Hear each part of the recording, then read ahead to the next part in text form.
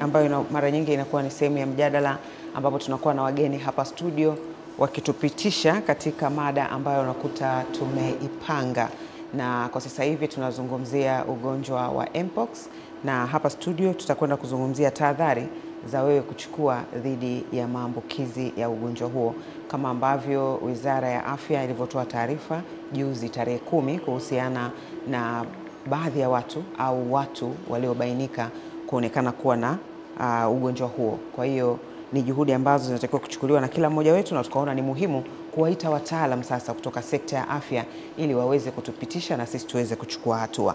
Hapa studioni niko naye mbele mwa Fulango ambaye ni meneja kutoka Maabara ya Taifa. Karibu sana katika kipindi cha Baragumu. Lakini vile vile ameambatana na Sharon Khalid Ismail ambaye yeye ni daktari bingwa wa magonjwa ya ndani, kitengo cha magonjwa ya kuambukiza kutoka pale Hospitali ya Taifa ya Muhimbili. Karibuni sana katika kipindi chetu cha Baragumu. Tunapoanza kipindi hiki, watu wengi ama hata mimi mwenyewe natamani kujua huu ugonjwa wa Mpox ni ugonjwa wa aina gani? Tunasikia ni homa ya nyani. Ndio maelezo mengi tunayasoma kwenye mitandao, na hivyo tukasema ukiwepo mtaalamu wa afya ni vizuri ukatupa vizuri zaidi kuliko kupata taarifa ambazo wakati mwingine unakuta haziko sawa. Karibu sana, tukianza na daktari. Asante sana kwa kuanza. Huu ugonjwa wa Mpox kama jina linavyoitwa ni ugonjwa wa kuambukiza ambao unatokana na kirusi ambacho kilipewa jina la monkeypox, ambayo kwa Kiswahili ndio tunasema ugonjwa ambao unasababishwa na kirusi kilichopewa jina cha homa ya nyani, yes. Lakini kwa ugonjwa wenyewe jina lake ni Mpox, hauitwi monkeypox kwa sababu Shirika la Afya Duniani ilitoa tahadhari la kutokuyapa magonjwa majina ya ugonjwa kutokana na aidha mnyama au kutokana na eneo husika ambalo ugonjwa ulianzia. Kwa hiyo kwa sasa kwa hiyo uko sahihi kabisa. Kwanza ni kupunguza stigma. Kwa mfano ukisema huu ugonjwa wa nyani, watu wengi wangehisi kwamba huu ugonjwa unawapata nyani peke yake, au ukiwa karibu, japokuwa ulianzia chanzo cha huu ugonjwa ulianzia kugundulika kutoka katika nyani ambao walitumika katika maabara katika wakati watu wanatafiti za kutengeneza chanjo ya polio kule nchini Denmark mwaka 1950. Kwa hiyo huo ndio mwanzo wa kupewa jina la homa ya nyani. Sawa sawa. Na labda kihistoria hapa nchini kwetu ni mara ya kwanza huu ugonjwa kubainika hapa, kwa sababu mara nyingi tumekuwa tukiusoma kupitia mtandao, tumeona katika nchi jirani, lakini mimi mwenyewe kwa muda wote sijawahi kusikia kufika hapa nchini. Historia ya ugonjwa kama nilivyoanza kuelezea, kisa cha kwanza kilitokea katika nyani mwaka 1950, ambao hawa nyani walitolewa nchini Singapore kwenda Denmark kwa ajili ya kutumika katika tafiti za chanjo ya ugonjwa wa polio, na hawa nyani baadaye wakagundulika kuwa na virusi vya monkeypox. Lakini kisa cha kwanza cha binadamu kiligundulika miaka 1970 ambapo ilitokea kwa mtoto wa miezi 9 kule nchini ya Jamhuri ya Kidemokrasia ya Kongo. Baada ya hapo kumekuwepo na reported case katika mostly nchi za Afrika Mashariki, Afrika Magharibi pamoja na Afrika ya Kati. Ila kwa nchi yetu hivi ndio visa vya kwanza ambao vimekuwa reported, ambao kama tunavyojua Wizara ya Afya siku chache zilizopita zimetangaza kuwepo kwa visa viwili vya wagonjwa wa Mpox. Mwaka 2022 kulitokea outbreak katika nchi kadhaa duniani. Kwa Afrika ilikuwa sana ni nchi ambazo ni Afrika ya Kati na Afrika ya Magharibi. Japokuwa nchini kwetu hakukuwa na visa ambavyo vilikuwa reported. Na mwaka jana pia kulikuwa na visa ambavyo vilitokea sana kwa nchi ambazo zipo karibu, nchi za Afrika Mashariki, ikiwemo sana ni Jamhuri ya Kidemokrasia ya Kongo, Kenya, Uganda, Rwanda, japokuwa kwa nchini kwetu kwa muda huo hakukuwa na kesi yoyote. Kwa hiyo visa ambavyo vimeripotiwa na Wizara yetu ya Afya ndio visa vya kwanza kuwepo, japokuwa huu ugonjwa upo kwa muda mrefu. Sasa na labda nilikuwa nataka nirudi hapo kwa mtaalamu wetu kutoka Maabara ya Taifa.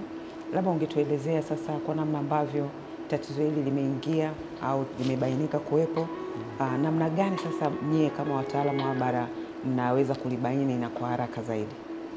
Okay, asante sana ndugu mtangazaji. Kwanza awali ya yote niweze kushukuru kwa kupata nafasi hii. Ndio.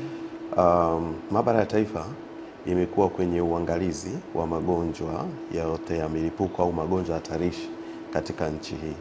Kwa hiyo Maabara ya Taifa kwa kupewa jukumu hilo na Wizara ya Afya imekuwa ikiweka mifumo mbalimbali ambayo inawekwa na serikali kwa ajili ya kuangalia tatizo linaloweza kuingia nchini.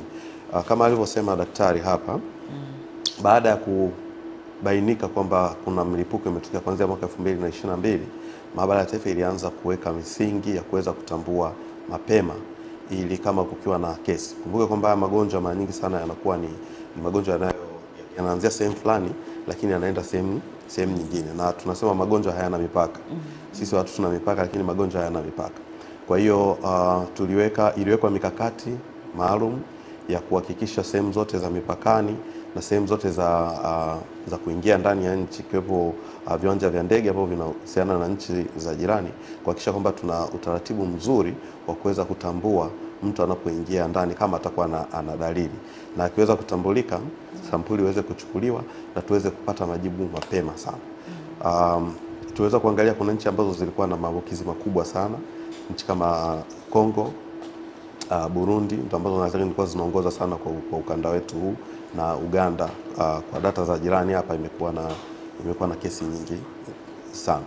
Kwa hiyo katika kuweka mfumo huo tumeendelea kufuatilia hivi visa au kufuatilia tetesi. Tumekuwa tunafuatilia tetesi mpaka tunapata hizi mbili zilizokuja sasa hivi. Sio kwamba hizi ndio zilizo za kwanza tetesi, hapana. Tumekuwa na tetesi nyingi sana ambazo tunazifuatilia, lakini zikija kupimwa zinakuwa ni hakuna.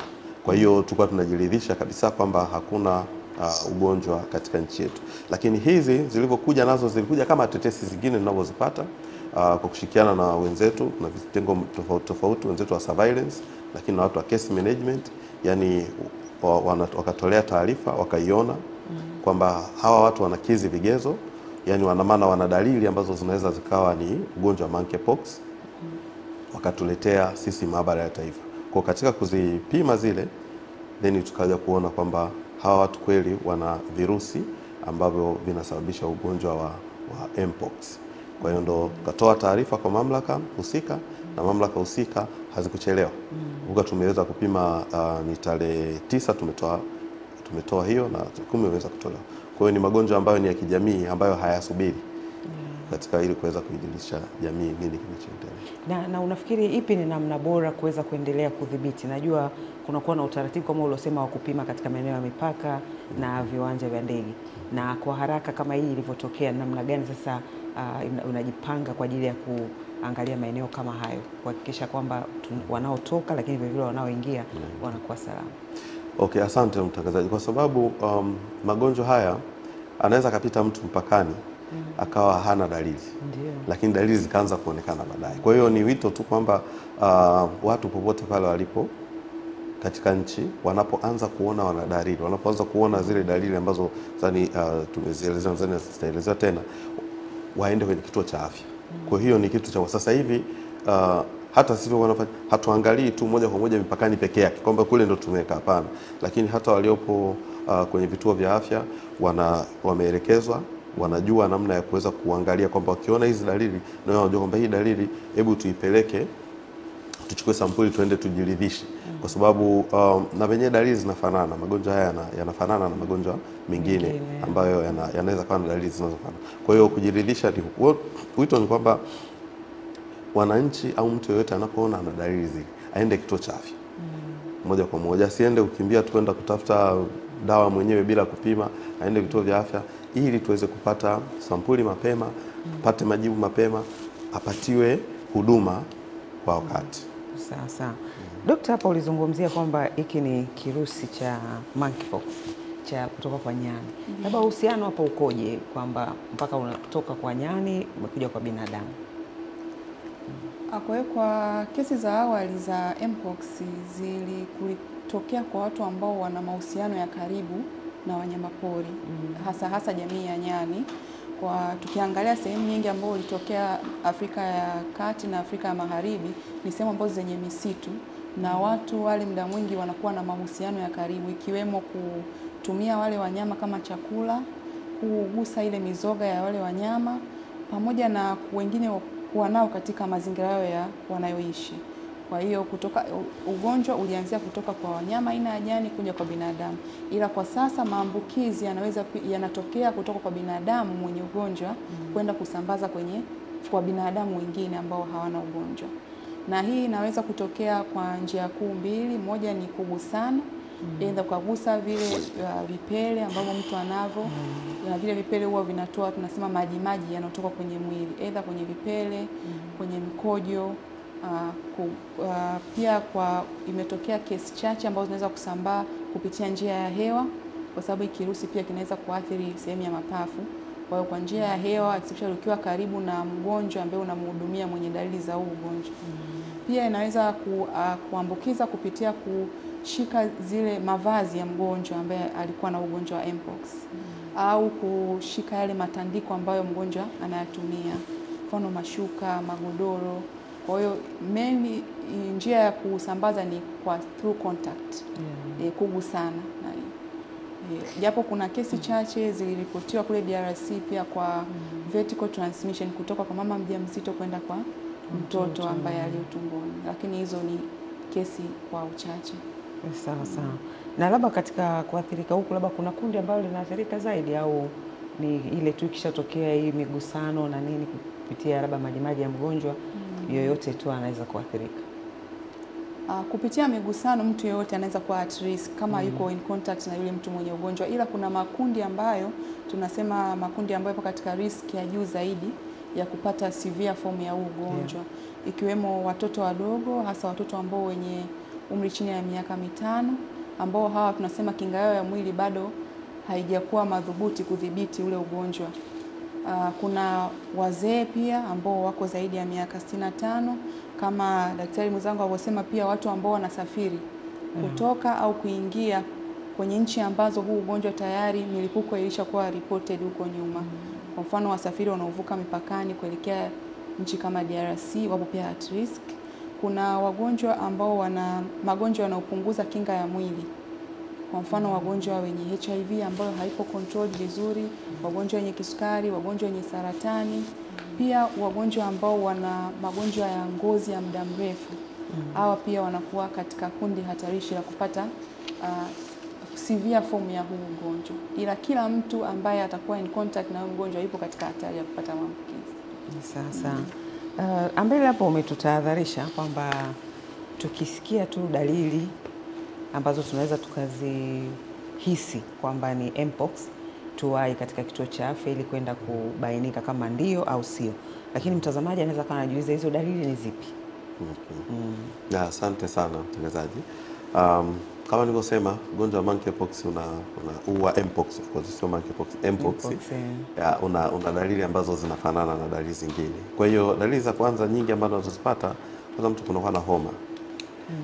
Homa, lakini kutoka mapele, lakini vile vile kuvimba, tunasema lymph nodes, anakuwa na vimba zile pale. Kwa hizi ni dalili za mwanzo ambazo hizi. Hiyo kuvimba ni nani gani? Kuvimba matezi. Kuvimba matezi. Yes. Lakini anakuwa pamoja na kutoka kutoka upele.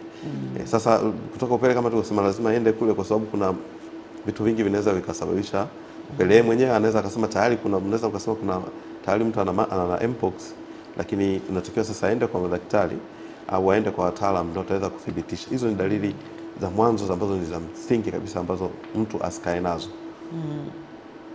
Lakini mtu mwingine anaposikia ni kirusi anaweza kaa anapata wasiwasi. Maana tunaambiwa kirusi hakitibiki.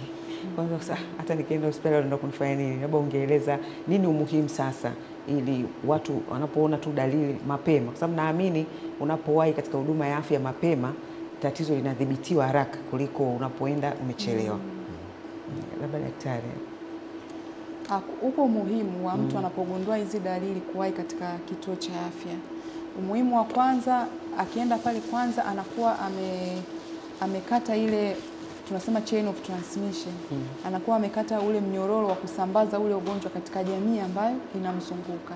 Kwa hiyo kwanza itatuzuia katika kuambukiza ile jamii ambayo inamzunguka yule mgonjwa. Ila hiki kirusi kwa watu wengi, asilimia kubwa watu wanaopata ugonjwa tunasema ni self limiting. Mwili wenyewe una uwezo wa kukidhibiti, na mtu vile vipele vikatibika baada ya wiki 2 mpaka wiki 4 akawa amepona ule ugonjwa kabisa. Kwa hiyo akija hospitali kwanza atakuwa karibu na watoa huduma, atatibiwa complications zinazoweza kutokea. Kwa mfano vile vipele vinakuwa vina maumivu, mtu anakuwa anapata homa. Vipele vingine huwa vinaweza kutengeneza usaha ambao unaweza kuleta infection kwenye mwili, na hivyo vote vitatibika endapo huyu mtu atakuwa karibu na watoa huduma. Kwa hiyo upo umuhimu wa kuwepo katika sehemu ambayo huduma inapatikana. Na ugonjwa kama ulikuwa unataka kuongezea Ambaye? Nitaka kuongezea tu kidogo aliposema daktari kwamba tunasisitiza sana hata ugonjwa ambao una self limit, tunasema kwamba huu ni wa virusi, unaweza utaisha wenyewe, lakini hujui mwili wako una uwezo gani wa kupambana. Kwa hiyo ukisema magonjwa nyemelezi. Magonjwa nyemelezi. Kwa hiyo unaweza kuwa na magonjwa nyemelezi alafu kasubiri, alafu wakati ule usichoshe, yani usitumie silaha zote kupambana wakati unaweza kupata msaada kutoka nje. Kwa kama utapata treatment nyingine kama hiyo supportive treatment kupunguza hayo mengine, unaupata mwili wako kuweza kupambana na vitu vingine. Kwa hiyo ni muhimu zaidi kuanza kuwahi hospitali, utatibiwa hizo dalili nyemelezi ambazo zinaendana na mtoto. Sawa. Na sasa hivi tuko jamani katika kipindi cha mwezi mtukufu, lakini vile vile Kwaresma. Kwa hiyo tunajua kuna mikusanyiko mingi, nikiwa na maana kwenye ibada, wakati mwingine tunashiriki pamoja kwenye kufuturu na vitu kama hivyo. Labda ni tahadhari gani sasa mngeweza kutoa kwa jamii wakati kama huo tuweze kuchukua hatua? Nimetoa hii kwa sababu nimeona kuna taasisi moja ya dini ambayo imetoa tamko kwa waumini wake kwamba kupunguza baadhi ya mambo ikiwemo kupeana mikono kwa ajili ya kutakiana amani. Ili lengo ni kupunguza kama inatokea mmoja ameathirika basi asiwanani wengine. Nyinyi mkiwa kama wataalamu wa afya, ni angalizo gani mngeweza mkatoa kwa jamii kuhakikisha kwamba wanachukua hatua katika maeneo kama haya? Angalizo la kwanza ni kama ulivyosema, uko sahihi kwamba kupunguza kusalimiana kwa kutumia mikono, kukumbatiana, kubusiana. Lakini hii ni pale ambapo unahisi huyu mtu ambaye unasalimiana naye ana dalili, kwa sababu nani pale kasema kuna wengine dalili unakuta inachelewa kuanza. Unaweza kukuta sijasikia dalili lakini kumbe tayari. Kwa wakati huo labda hauwezi kuambukiza kama dalili hazijatoka nje bado. Kwa mtu ambaye hana dalili, kwa sababu inachukua kuanzia siku 4 mpaka 21 kuanzia siku ambayo mtu amepata infection mpaka kuonesha zile dalili. Kwa hiyo ni kuchukua tahadhari. Kwa mfano kama hakuna ulazima wa watu kusalimiana kwa kushikana mikono, kukumbatiana, kuchukua tahadhari ambazo tulikuwa tunazichukua katika kujikinga na magonjwa mengine ya kuambukiza, kama kunawa mikono pale ambapo unahisi umeshika sehemu ambazo watu wengi wanashika, kwa kutumia maji yaliyotiririka pamoja na sabuni, au tunaweza kutumia vitakasa mikono sanitizers. Pia kuvaa barakoa, hasa ni kwa pale ambapo unamhudumia mgonjwa ambaye anahisiwa kuwa na ugonjwa wa mpox. Sio kwamba watu wote sasa waanze kutembea barabarani wamevaa barakoa. Hii hasa ni kwa wahudumu wa afya ambao unahisi huyu mgonjwa niliyempata anaweza kuwa ni dalili za mpox, kwa sababu tumesema inaweza kuambukizwa kwa njia ya hewa.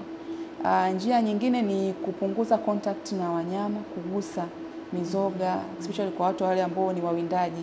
Unakuta mzoga wa mnyama, hasa ni mnyama wote, lakini hasa kwa wanyama hao ambao tunasema jamii ya nyani, panya. Kwa hiyo kugusana nao. Pia kwa tahadhari nyingine ya kuchukua kwa mtu ambaye unaona dalili, ni vizuri ukaenda katika kituo cha afya ili ukapata matibabu, kwa sababu kupunguza zile complication. Tahadhari nyingine ni kutoshika yale, unaona una ndugu yako labda na hizi dalili, kutoshika yale matandiko, nguo zake, kushika zile body fluids ambazo zinatoka kwenye mwili wake. Hii utakuwa umejikinga pia kutopata ugonjwa. Sawa. Na mimi nija pale kwa kuongezea.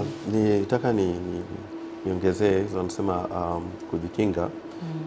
Kama alivyoelezea daktari, contact au kugusana na mtu mwenye tatizo au na mazingira ambayo yamekuwa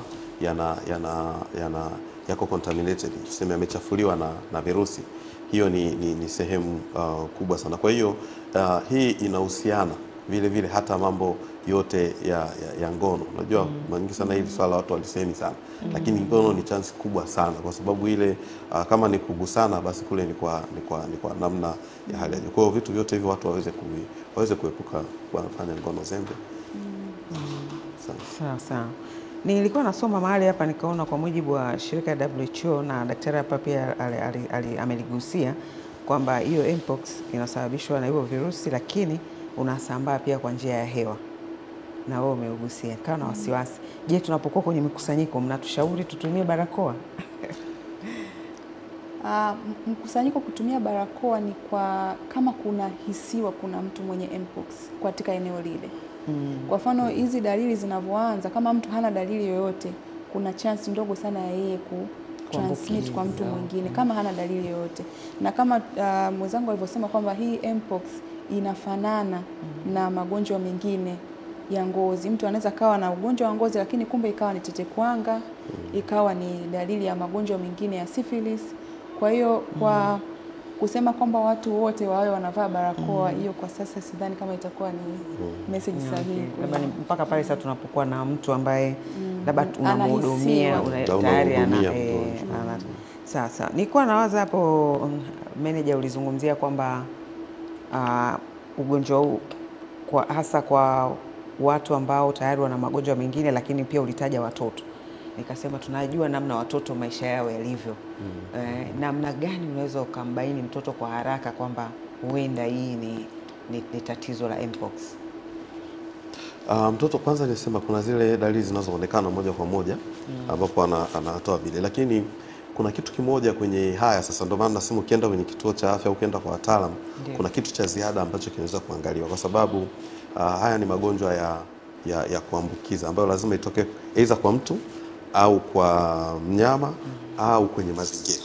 Kwa hiyo pale utaenda kuweza wale wataalamu wataweza kuangalia kwamba haya sasa, huyu ni mtoto yuko hapa, labda mimi mtoto wangu yuko hapa yuko Mbagala hapa, hajatoka, hajasafiri, hajakutana na mtu yoyote, amepata hivi. Inawezekana kawa ni ukurutu, inawezekana ni kitu kingine chochote kile. Kwa hiyo yote yataangaliwa sasa kitaalamu. Ndio maana nasema wewe, yule mtu ambaye ukikuta mtoto au mtu yote mwenye dalili, kikubwa ni kwenda kwenye kituo cha afya kabla ya kwanza kuamua mwenyewe. Kwa hiyo hivyo vitu unaweza kaenda kule ndio ukakuta kwamba ni tofauti. Unaweza kawa kama alivyosema daktari, unaweza kawa ni syphilis. Ndio maana sisi kule maabara itakapokuja tukipima huyu ni negative, tunaangalia vitu vingine. Anaweza kawa na kaswende, anaweza kawa na hiyo chicken pox, au anaweza kawa na kitu kingine chochote kile. Anaweza kawa ni ukurutu, magonjwa ambayo yanaendana na hizo. Yanaendana na hizo. Kwa hiyo lazima tuweze kujiridhisha.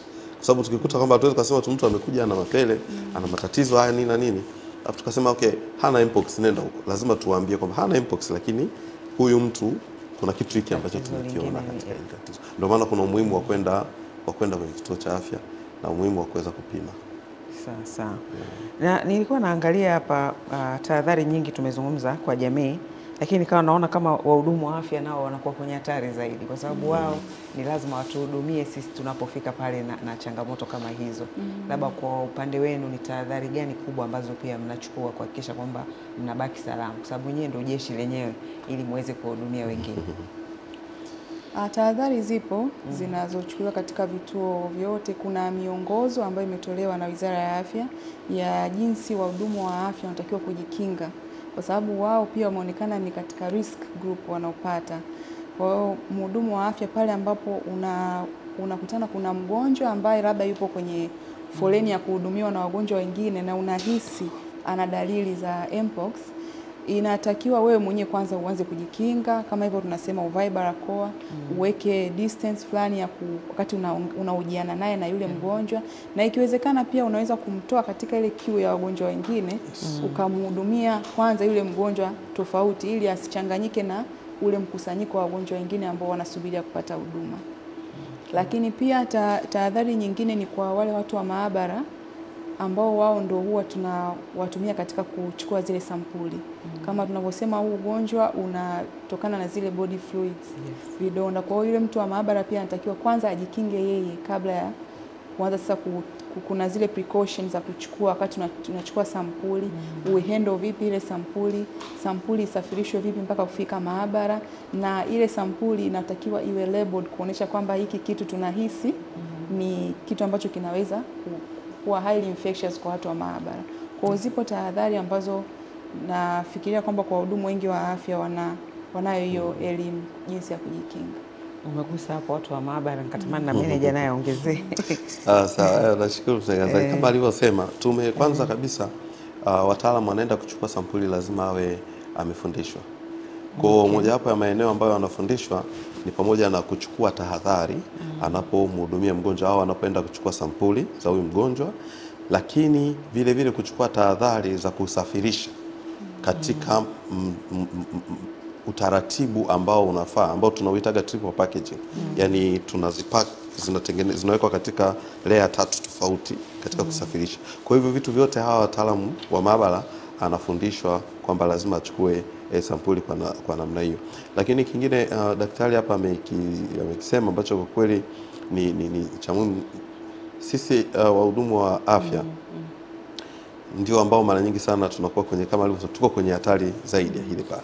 Kwa kitu kingine ambacho ameambia, mfano saa hizi baada ya kuwa na hizi taarifa kwamba kuna tatizo humu nchini, basi ile triaging kwenye maeneo yetu, kwenye hospitali yetu waliosema, yani ni kwamba kuna mhudumu anaopokea wale wateja wanapofika pale hospitali, basi kuweza kuwatambua mapema na kuwasort, kuwaweka kwenye eneo lao, kwenye eneo tofauti. Kwa sababu anaweza ukaenda hospitali amefika huyu mtu tayari ana zile dalili, lakini ukamwacha akachangamana na wengine.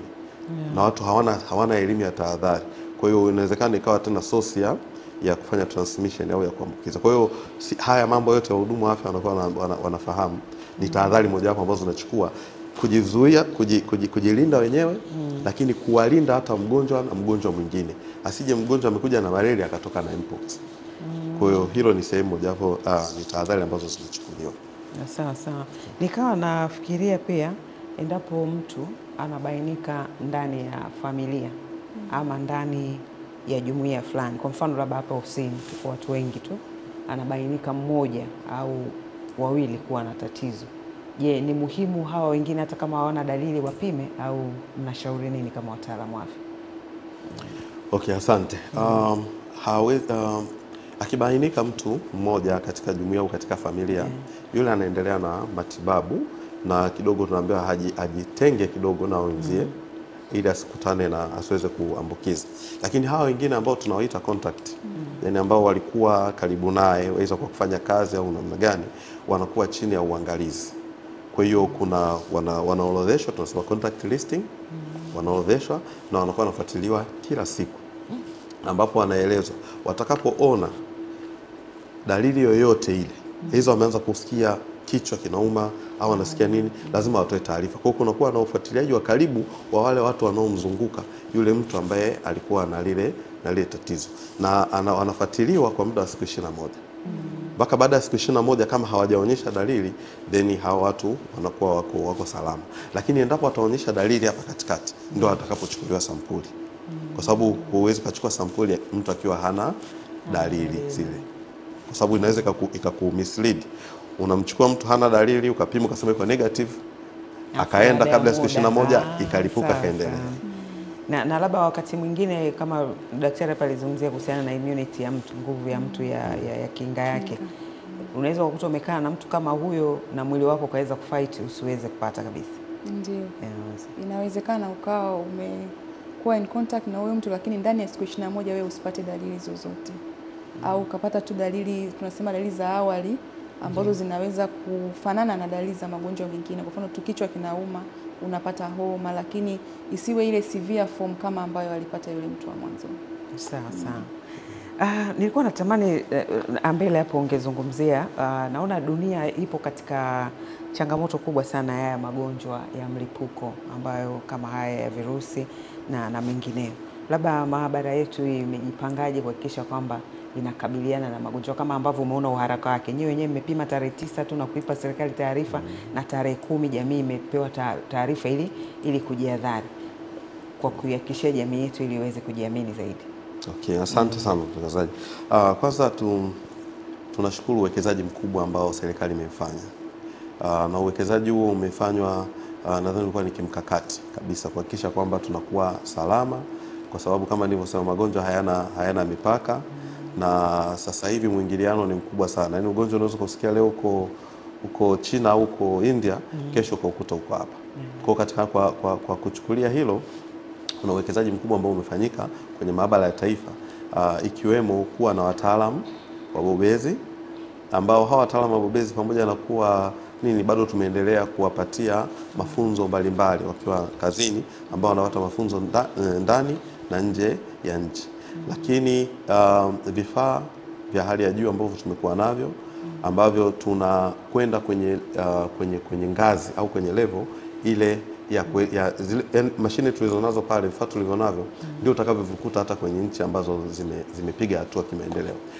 Lakini lingine katika hilo ni maabara yenyewe vile vile kujiridhisha tumepata ithibati ya kimataifa au tunasema accreditation, ili kuona kwamba sasa maabara inapotoa majibu ni majibu ambayo yanaaminika dunia nzima, kwa sababu inakidhi vigezo vya kimataifa ambavyo baada ya kupitia mlolongo kadhaa ndio kupata accreditation na vile vile certification ya WHO, tunasema utambulika na kuruhusiwa.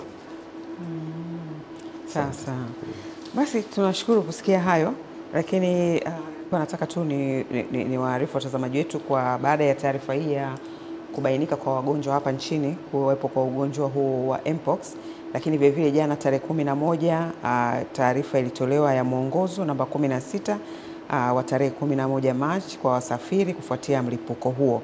Kwa hiyo hizi ni tahadhari ambazo zinaendelea kutolewa kwa ajili ya kuendelea kuchukua hatua ili kuweza kuhakikisha kwamba tatizo hili linadhibitiwa. Lakini vile vile nimeona Kanisa Katoliki nchini kupitia baraza lake la TEC nao wametoa taarifa kuhusiana na mwongozo, wakati ibada zikiendelea wamepunguza masuala kama ya kushikana mkono, kutakiana amani, lengo likiwa ni hilo hilo katika kupunguza kwamba kule kugusana, ili kuweza kudhibiti ugonjwa huu kwa haraka na kusaidia ama kuunga mkono jitihada za serikali ili kuhakikisha ugonjwa huu unadhibitiwa kwa haraka. Tunapomaliza kipindi chetu, labda nini hasa ingekuwa wito wenu sasa kwa jamii? Tukianza na daktari.